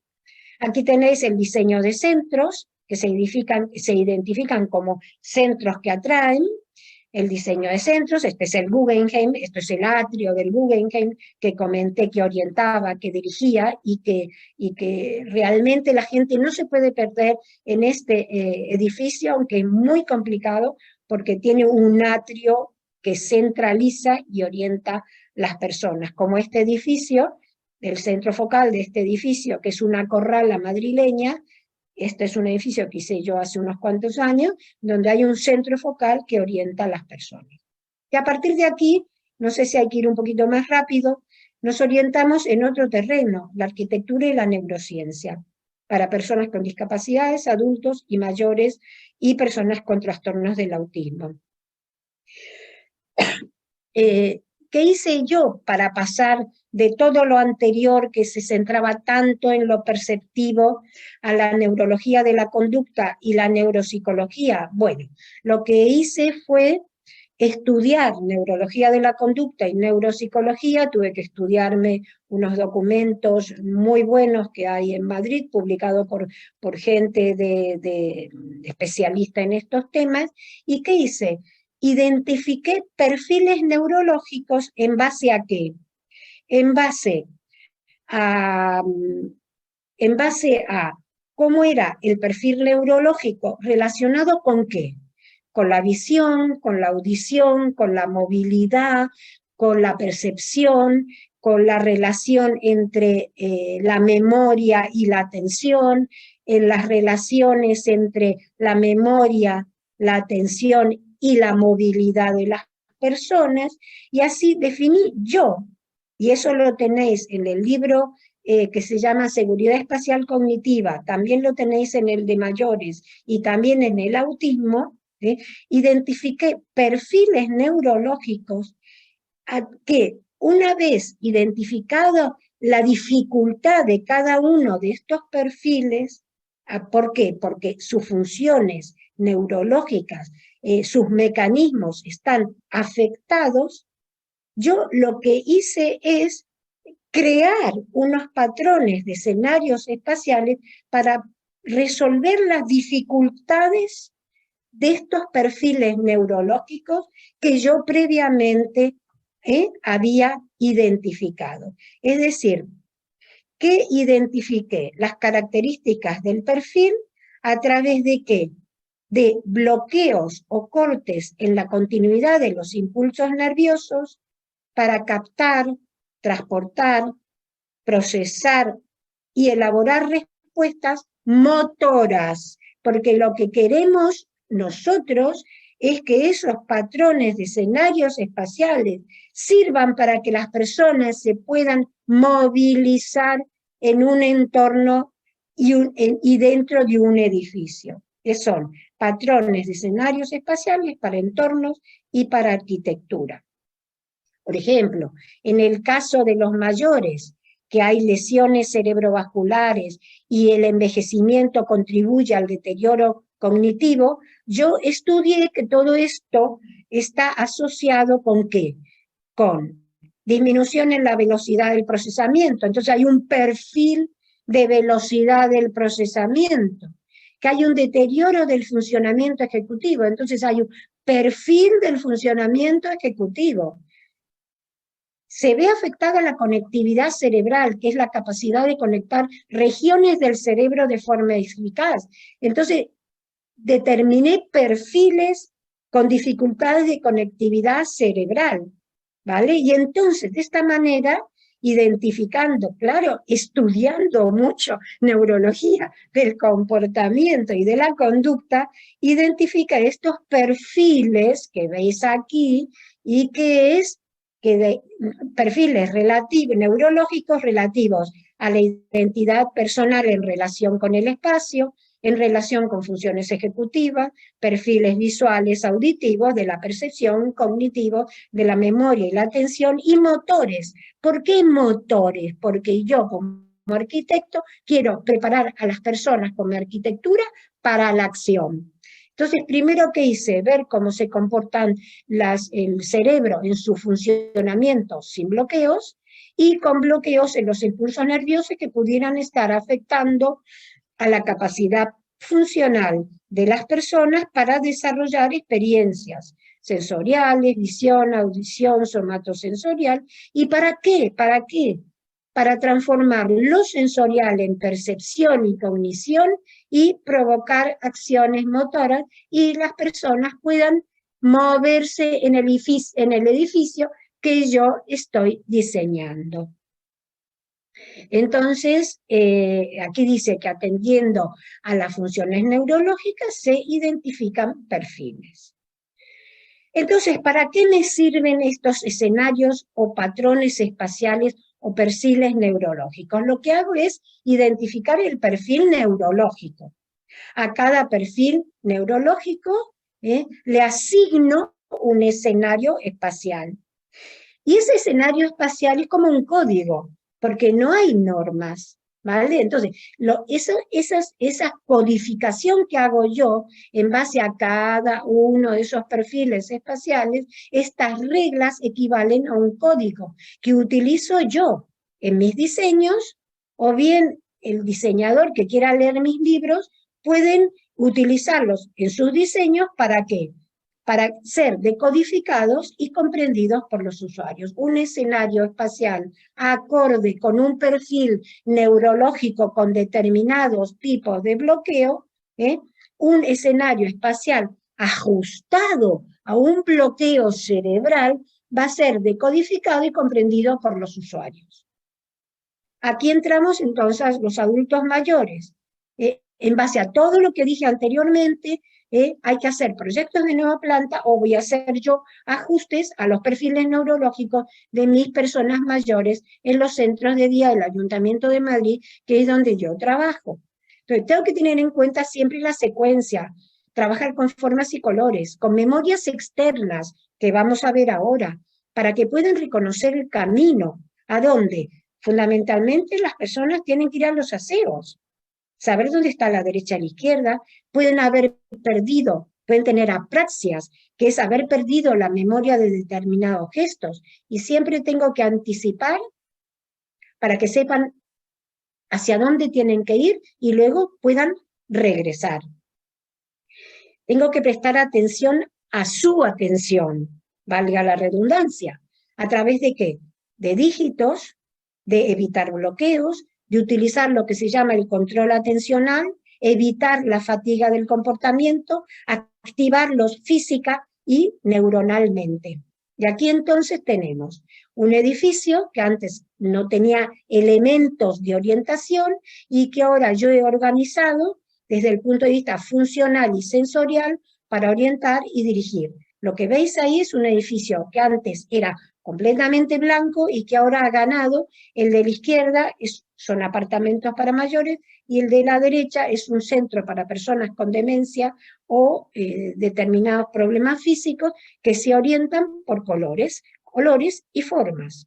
Las formas se suman a los colores para orientar a las personas. Aquí hay formas y colores. ¿Por qué formas y colores? Porque también se ha investigado que la percepción del color es antes que el concepto. Es el concepto, el amarillo, es antes, el color amarillo es antes que el concepto terapia ocupacional, que además es redundante porque aparece el color amarillo, la palabra terapia ocupacional y los señoritos que están ahí dibujados, los pictogramitas, que no son pictogramas, son figuras humanas, pero pequeñitas. Y sin embargo, donde dice sala de fisioterapia, ya son figuras humanas que conducen a las personas a terapia ocupacional o fisioterapia, donde tengan que ir. Y son figuras humanas, identificándose con ellos, para que los acompañen. Entonces, el color es un elemento que yo llamo constructivo y organizador. No solo organiza, construye el espacio también. A través de contrastes, elementos salientes, favorece esto la atención y la memoria. Aquí voy identificando el camino, hay anticipación, aquí tengo cómo voy ingresando arriba, cómo me encuentro con los elementos de información y cómo en el interior del edificio los colores van creando la zonificación que anteriormente no existía. Estas son memorias externas para reconocer el camino a los aseos, y cuando llego al aseo me encuentro que puedo entrar al aseo de señores, al aseo de señoras que tienen sillas de ruedas o no, y que además es color pasillo, es decir, cada pasillo, el de la derecha, estaba identificado, no sé si lo recordáis antes, por un color. Bueno, pues estos elementos de orientación para entrar al aseo son figuras, son de texto, son de colores y son de formas.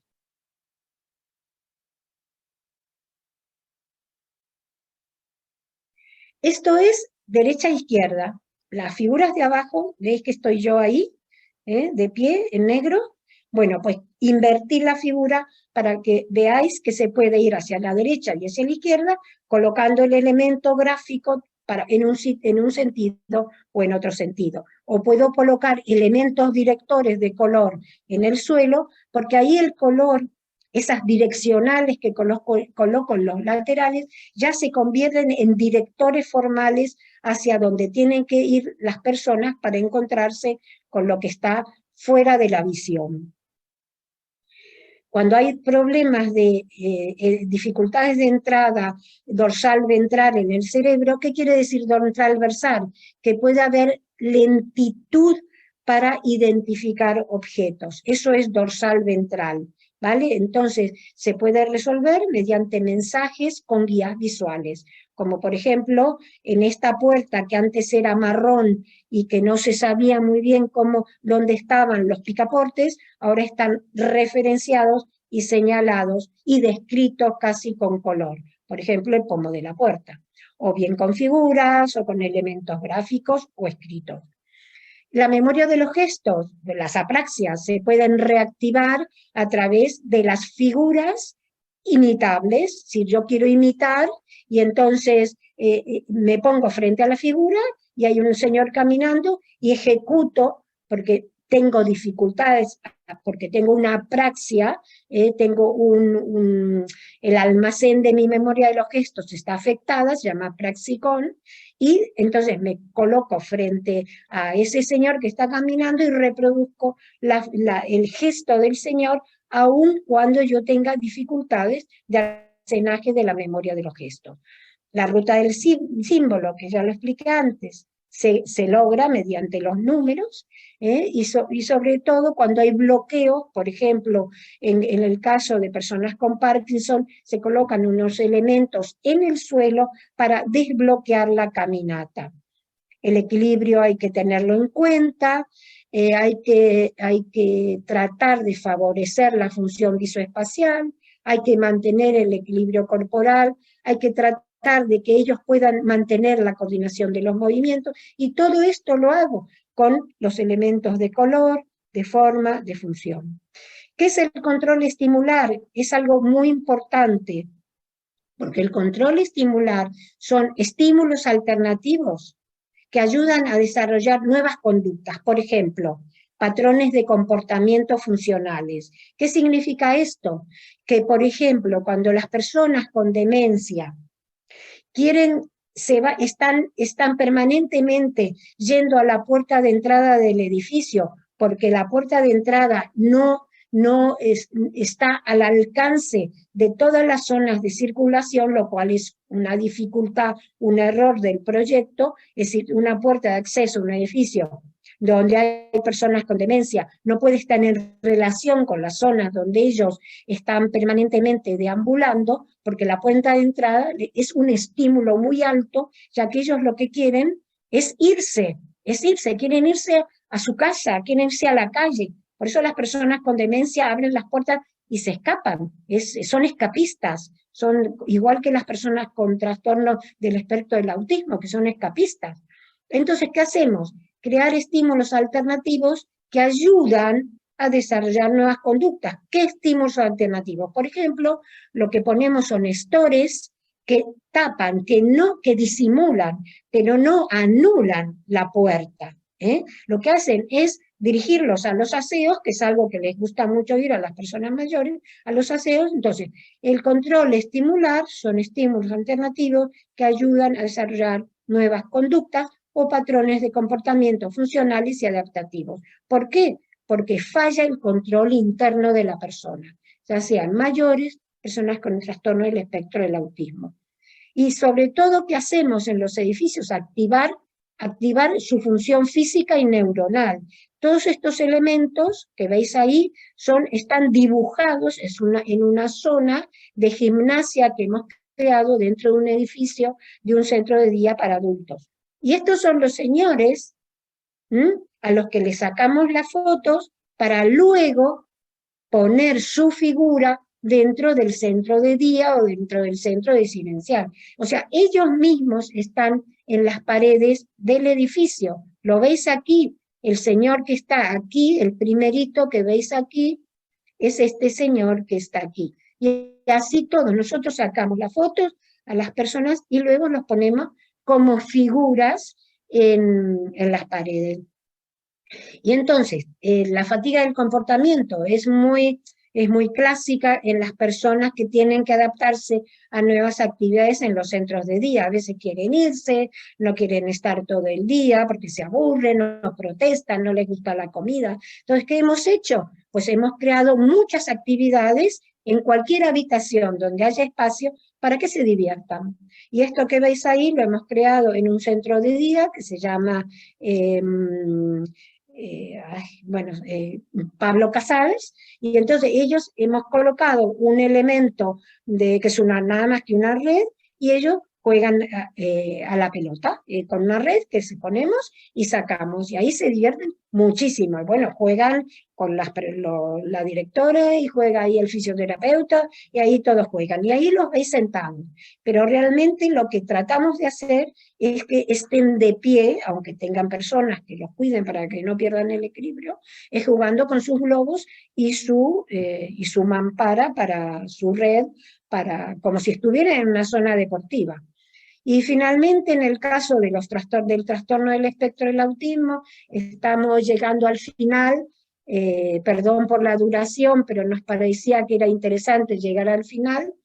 Hemos trabajado siempre con el inventario del espectro autista de Ángel Rivière, donde habla de la relación social, el lenguaje, la anticipación, la flexibilidad, la imaginación, la imitación, la ficción, la anticipación. Esto es el inventario de un señor que murió en el siglo pasado, a finales del siglo XX, lamentablemente muy joven, y que creó este inventario para identificar la problemática de las personas con trastorno del espectro del autismo, y que yo utilicé tanto para las relaciones de seguridad espacial, para incorporar todos estos elementos de Rivière a los indicadores de accesibilidad cognitiva, como para trabajar con las cualidades propias de las personas con trastorno del espectro del autismo. Entonces, como las personas del espectro del autismo hay que trabajar con sus cualidades y las cualidades de los entornos, hemos creado el elemento patio, que sirve para interrelacionar todos los espacios dentro de un edificio. El patio es un interrelacionador de todos los elementos de un edificio para facilitar las conductas que pueden alterarse en la relación de las personas con autismo con los espacios. ¿Por qué? Porque las personas con autismo se desorientan al cambiar de posición de la cabeza, hay que tener mucho cuidado con lo que se coloca en el suelo, porque tienen percepción fragmentada y distorsionada. Todo lo que colocamos con anticipación de lo que va a suceder mejora su comportamiento. Hay que crear espacios de transición y adaptación, y para eso están fenomenalmente bien el diseño de los patios, y hay que crear espacios flexibles para romper sus rigideces. Es decir, hay que adaptarse a sus rigideces del autismo, pero también hay que crear elementos flexibles, por ejemplo, circuitos, pasillos alternativos, para que no se rigidicen tanto que luego sea imposible romper esas rigideces. Y hay que tener espacios especializados desde el punto de vista funcional y espacios sensoriales, porque la problemática del autismo está en su percepción, en todo lo que se refiere a la adquisición de elementos sensoriales ya relacionados con visión, con audición, especialmente visión, audición, o con cualquier otro tipo de ingreso sensorial. Aquí tenéis la planta de un edificio que apoyamos en su redacción y que está ejecutado este proyecto en México, ¿vale? Y entonces aquí, este es el edificio de México, el arquitecto estudió el modelo para diseñar y trabajó con la seguridad espacial cognitiva, con el modelo para diseñar, y le agregó elementos de neurología de la conducta espacial. Entonces, la seguridad espacial cognitiva, hay que agregarle la neurología de la conducta espacial, y los dos enfoques se integran en uno, en un diseño único y original para personas con autismo. Y entonces, aquí tenéis finalmente, nuevamente, el constructo, donde aquí tenéis la seguridad espacial cognitiva, o modelo para diseñar espacios accesibles, espectro cognitivo. Aquí tenéis los nodos, los circuitos, y lo que no es espacial, lo léxico, lo gráfico y el símbolo. Y aquí, lo que le enchufamos a la seguridad espacial cognitiva, que es la neurología de la conducta espacial propia del autismo, ¿vale? Para que no solamente haya seguridad espacial cognitiva, sino que también haya especificidades de la conducta espacial, tanto del autismo en este caso, como de las personas mayores, personas con trastornos del espectro del autismo o cualquier otra característica. Y aquí tenéis todos los libros publicados, tanto en castellano como en inglés, como en papel, como en ebook, y creo que aquí hemos terminado y muchísimas gracias.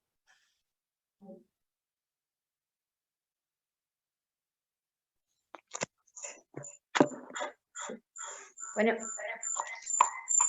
¿puedes desactivar esa?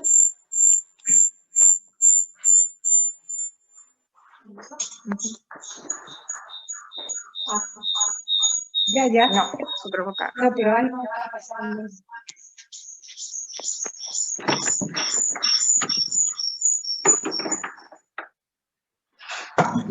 Ahí sí.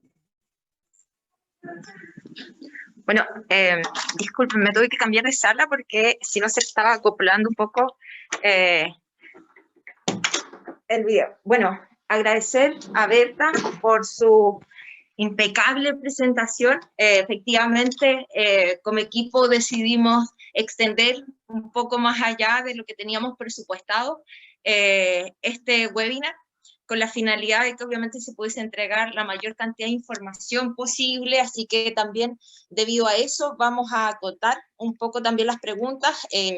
Decir, Berta, que en el chat había muchos mensajes respecto a, bueno, a tu visita, saludos desde distintos países, Paraguay, estaba Argentina también, España, muchas personas conectadas de allá, y también obviamente desde nuestro país, en las distintas regiones.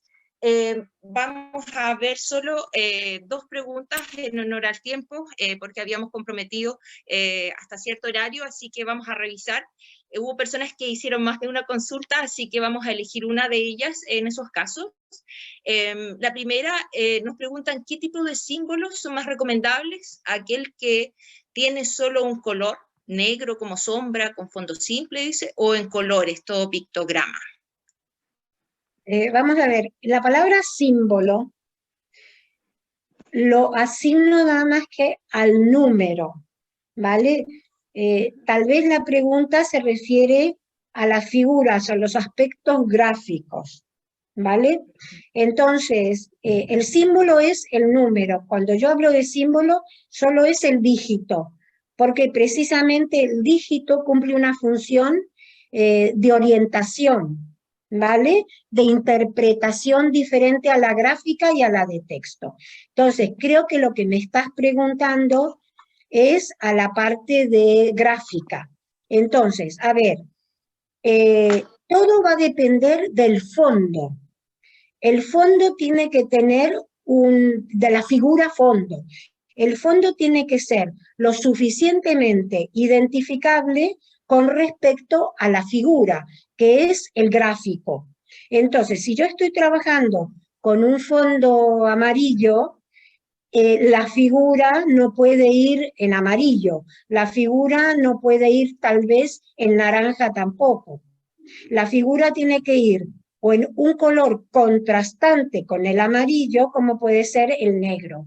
Cuando tenemos exceso de colores en un edificio, normalmente lo que hacemos es el elemento gráfico hacerlo en color negro o en gris oscuro. Pero atención, porque los grises y los oscuros en personas con algún problema sensorial puede ser un elemento de inseguridad, ¿vale? Entonces, cuando estoy trabajando con personas con trastorno del espectro del autismo, tal vez tenga que ir a una gama de colores que no lleguen nunca al gris oscuro y al negro, que se queden en una gama intermedia. El blanco es un color, no es color, el blanco para empezar no es color. Y yo hoy justamente estoy aquí en Concepción, en un hotel, donde el comedor tiene las paredes blancas. Y yo pensaba, qué pena que este sitio tenga las paredes tan blancas, porque me está resultando un poco, estoy rechazando este espacio. Le está faltando un fondo que me proteja, un fondo con cierta amabilidad, como yo tengo en este momento atrás, que tengo una madera que me está dando un color cálido, un color que está aportando calidez al espacio que yo estoy viendo, porque yo estoy viendo lo que hay detrás de mí. Por lo tanto, este fondo para mí es más amable, más cálido que si yo tuviera un fondo blanco. Por supuesto, si tuviera un color gris oscuro sería horroroso, porque yo me sentiría como sepultada dentro de ese gris. Por lo tanto, hay que jugar con los colores en función de quién va a estar en ese espacio. Son personas mayores, juguemos con los colores que les son fáciles de identificar, y siempre juguemos con los contrastes por sus dificultades visuales. Y por supuesto, si hay autismo, siempre juguemos con colores que no signifiquen un bloqueo para sus dificultades sensoriales. No sé si he contestado a todo, pero bueno, creo que hay que leer los libros también, porque todo esto está descrito en los libros. Muchas gracias, Berta. Y bueno, una última consulta que tiene que ver también con cómo se aborda desde la accesibilidad cognitiva, pero considerando este enfoque de derecho, dice, y la estereotipación de ciertos grupos sociales. Por ejemplo, cuando se utiliza la silla de ruedas, dice, para señalizar baños especiales o baños o aseos, como le mencionas tú en tu presentación, servicios higiénicos para personas en situación de discapacidad o servicios higiénicos accesibles. ¿Cómo evitamos que se haga un estereotipo también de ciertos grupos? Consulta acá. Yo creo que el estereotipo es algo social. El estereotipo no viene de una silla de ruedas. El estereotipo viene de estereotipar la silla de ruedas. Señores, una silla de ruedas es algo que sirve para una persona, es un apoyo para que una persona pueda funcionar. Una persona en silla de ruedas puede bailar, una persona en silla de ruedas puede estar trabajando en cualquier espacio donde haya facilidades físicas.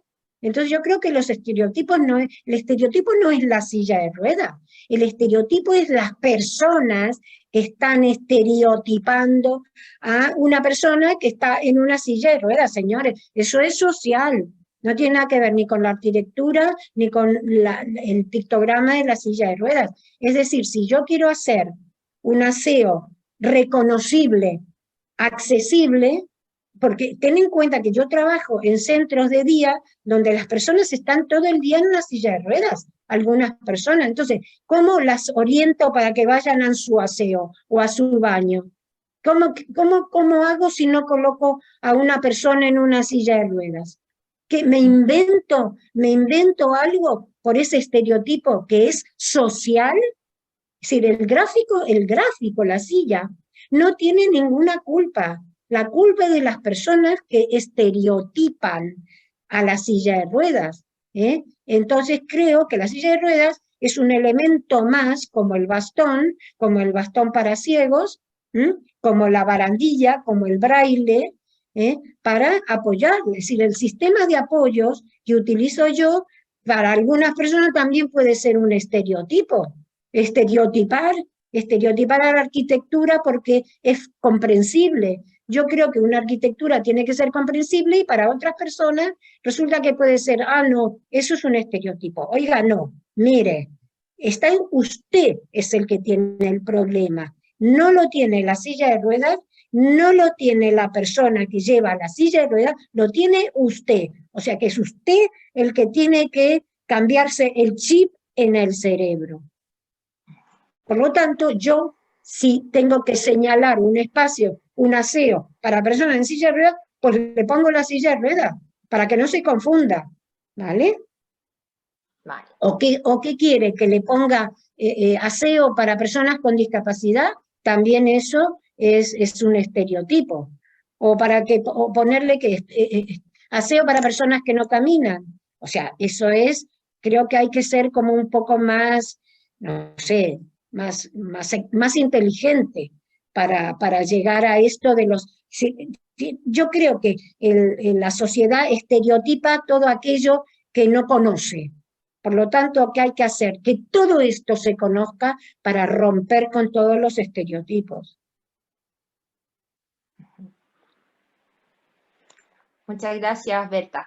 Bueno, como había indicado, quisimos también acotar el tema de las preguntas y respuestas, seleccionamos solo 2, pero también mencionar a quienes consultaron respecto a manuales o información, acceso. En el chat se compartió un enlace en el cual pueden acceder a varios libros y publicaciones donde se trabaja esta temática de accesibilidad cognitiva para que puedan ir profundizando. Y bueno, hay quienes preguntan si hay cursos, diplomados, algún máster que vea de manera más detallada aquí en Chile, o si no, en qué otro país es recomendable. Yo al menos creo que no estoy segura, pero creo que en Chile no he visto algún programa que aborde esta temática.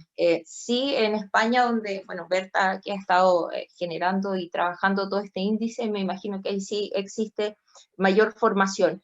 Y los demás, bueno, muchos saludos, agradecimientos, y que estos elementos debiesen irse incorporando en distintos edificios, aun cuando no exista alguna normativa. Acá en nuestro país tenemos una normativa que es el Decreto Supremo 50, que es más bien accesibilidad física, que denominamos, y se basa en eso. Por lo tanto, también esto es nuevo para muchos de los que estamos acá, así que muy agradecidos.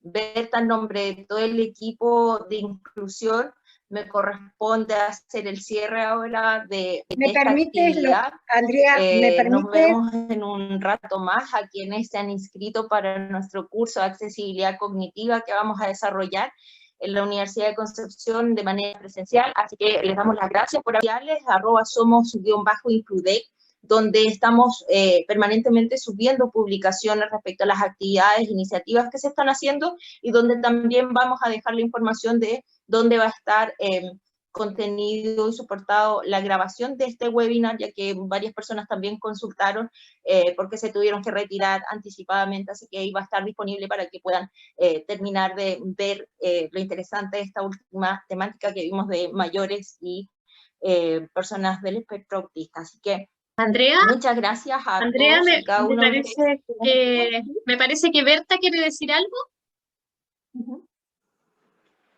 Sí, perdona, Andrea, creo que no me estás escuchando. Lo que yo quería aclarar es que en Chile yo colaboro con la universidad, creo que es la Católica, ¿no? No estoy muy segura en este momento, pero yo doy dentro de un diplomado de accesibilidad que hay en Santiago. Yo todos los años, desde hace ya 2 años, colaboro con Christine Franz y con Cecilia Leiva en la universidad, creo que es católica, pero perdonadme si ahora... Es la, sí, en la Católica. exactamente.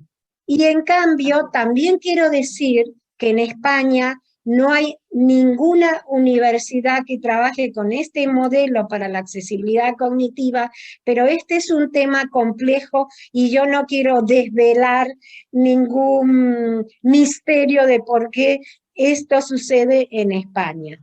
¿Vale? Es decir, la accesibilidad cognitiva en base al modelo para diseñar está más difundido en Argentina, México, Colombia y Chile, y en España, desde luego, en España está difundido porque yo hago los centros de día del Ayuntamiento de Madrid, y entonces tenemos publicaciones, tenemos vídeos, y hay mucha difusión de lo que se hace con el tema de mayores.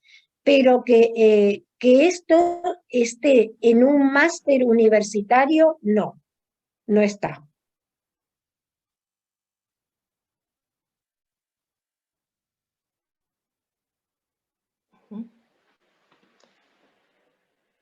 Ok, muchas gracias. Ahí también vi que dejaron en el chat la información de ese programa que mencionaste, que se realiza con la Universidad Católica, así que ahí pueden ir revisando más información.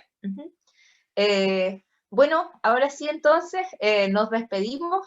Muchas gracias por haber asistido a este seminario virtual sobre accesibilidad cognitiva, y los dejamos invitados para que puedan continuar trabajando en estas temáticas de inclusión y atención de la diversidad.